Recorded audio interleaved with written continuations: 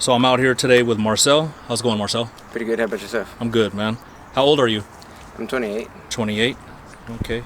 And are you from here, San Bernardino? I was born here, but I was raised in New Mexico. New Mexico? Yeah. Okay. So how long have you been back here? Well, I came back here with my family, but then they all ended up moving back to New Mexico. But I already started my life down here, so I was like maybe when I first came down here, I was 16. But when my family left, I was like 22. But yeah, it's pretty much my story goes on that. Okay. And are you homeless right now? Yes, I am. Yes. Currently, how long? Too long, but I say it's about maybe 7 years. 7 years? Yes, sir. Okay, so out in the streets for 7 years. Mm-hmm. Wow. And are you on any substances? Currently, at the moment, no. No? Okay. So you're not on anything No. right now? No. All right, that's good. Okay. So Marcel, tell the people, what's going on out here. What is your story, your perspective on the streets? Well, I don't think they're really stories. They're more of like events. But Okay. I guess there's a lot of things going on out here in the streets that people don't really know. It's like when you're in a home, you have all these things that happen inside of your home that nobody else would know outside of your home. But except the home is the environment, like the economy, and it's way more bigger because it's like it's a whole reverse look. Like, this is our home, and your guys' houses and stuff like that would be, us behind closed doors. Like, like, I don't know if that makes sense, but Yeah, it does. so it's like, what goes on out here? Like, I guess the question would be like, what happens to people out here? Like not just the addiction, more of like the mind manipulation, the controlling of the mind in different ways by body language, by however they want to make sure it happens. Like, all right, for example, the other day I had barely got out of jail, and I got out of jail, and when I got out of jail, my car was impounded, and I needed another car because I didn't like walking because a lot of people have issues with me, I guess you could say. And, those issues were caused by things that were so random that I didn't even know about, But it's people sitting there covering up for themselves whenever they get confronted about things, and, they pin it off on somebody else. And they will back it up to the fullest. Like, they'll even beat up somebody just to sit there and make sure, like, it seemed real on whatever they're getting confronted about. Okay. So what is your journey to being homeless? How did that happen? Well, my kid's mom and my kids had left me, I Okay. guess, because, when you have your kids and your kids with your wife or whatever, it's a different world than whenever you're sitting there with friends and stuff like that. And I'm pretty sure everybody knows that. So it's like, when you're antisocial, to me, like, it was a whole bigger thing, because when you lose them, it's like you're not even losing them because they're there.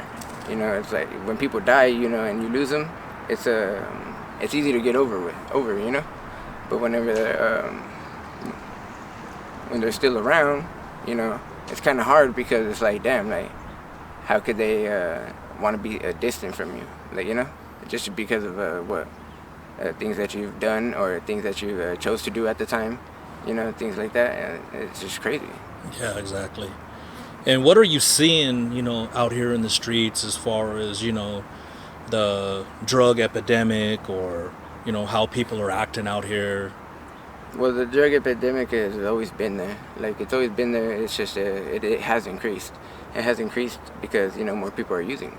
And more people are using because, they get involved with, I guess, like, say you got a little small group of homeless that are smoking dope, and then you got these people that never even met these other people, and, they're from inside like houses and stuff like that. So when they go meet them, they're like, oh, this is cool. Like, this is this pretty cool chilled out spot, to kick it, get high or whatever, and then roll out and go back home.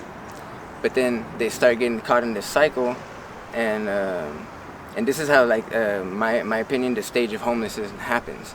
And they end up getting caught in a cycle, and the cycle would be like, all right, so now you're chilling with these people that you just involved in your life. And whenever you sit there and involve these people in your life, things start opening up, like new doors and stuff like that. And when you go through those new doors, a lot of difference is going to happen in your life. So when those differences happen, it's harder to know exactly what's going to come at you. And people get like so distracted from the enjoyment. It's like they want to be entertained, but they don't realize that every entertainment is not something that can sustain you. So it's like when you're hanging out with these people out in these public areas and all that, smoking or whatever, and even though you're hidden or not, it changes your mind, your mind perspective on how people should be as adults. Like they start slacking it off, and then they start hearing other people that are homeless that are like, oh yeah man, this is cool, like how they do it in high school stuff, but except we're adults. And so they start doing it like that, and then you got these adults that are acting like they're 10 and they want to be a part of the group. So they start sitting there doing the same thing low key without even noticing it. And then it starts becoming a habit, and it's just a habit like of a fun that you're looking for, or acceptance. And that's whenever you get caught in the cycle. Exactly. And as far as people coming out here, Marcel, and helping, passing anything out, food, blankets, anything, do you see any of that going on out here? Yeah, I see it happen a lot of times, actually. Okay.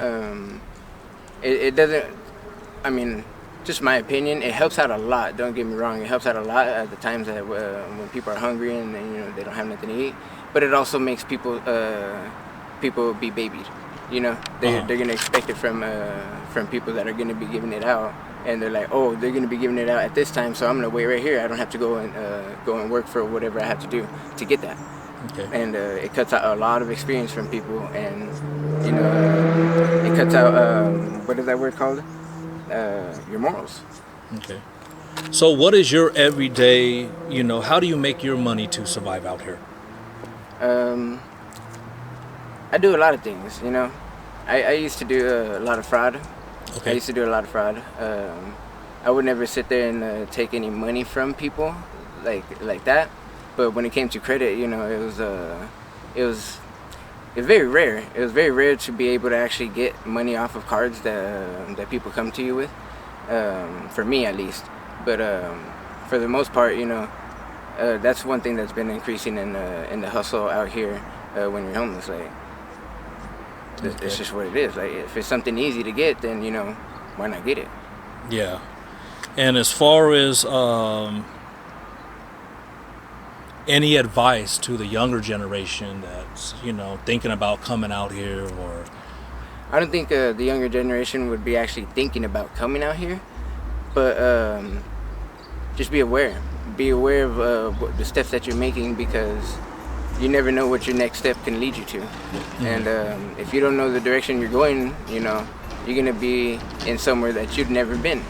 And I mean, if you don't know how to sit there and react or adapt to any situation that can come at you in these streets, then you're not gonna make it, and you will go missing, or something will happen to you, and nobody will ever know. Okay. And before becoming homeless, what were you doing before that? I was a cook at Baker's. I Okay. was a cook for 6 years. I stayed with my family. I drank at night, played PS3 with the PS3 friends, but those were my only friends. And besides my kids and my kids' mom. So that was a little bit of everyday life that I had from 18 to 21 or 22. Okay.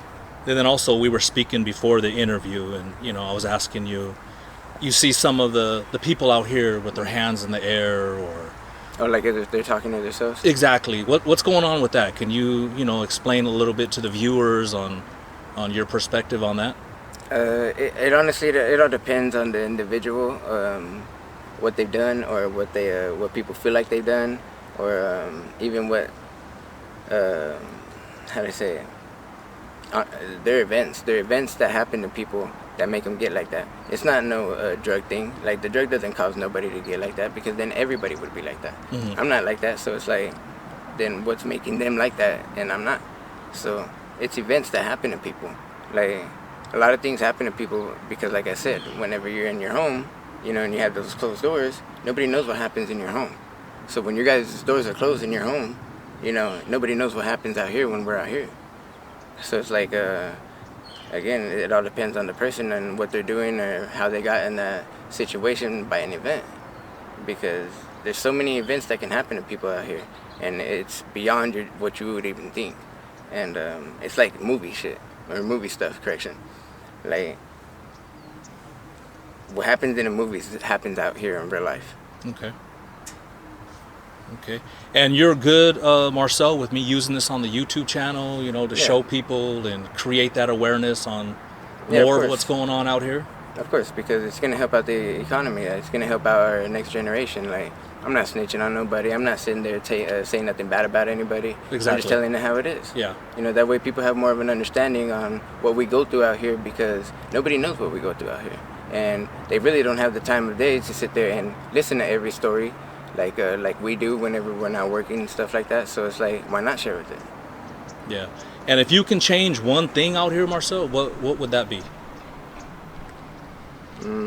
Make a difference or change anything, what would that be? I guess stop babying people. You know, like, let them do what they got to do for themselves, or figure out a way. Like, because I guarantee you, if they sit there and try to beg or anything like that, and they don't get it from you, they're going to find a way to get it. So let them find that way to get it, but just don't be the one to sit there and provide it so easily. Like, it makes people lazy, and that's what's making the whole like county actually sitting there lose money. They lose money. They sit there and they lose progression in our growth, and that's by babying people. It's like you're giving them a bottle when they're 21 years old. Like, you know, it's like, a man should be sitting there providing for his family, not sitting there asking for money on the sides.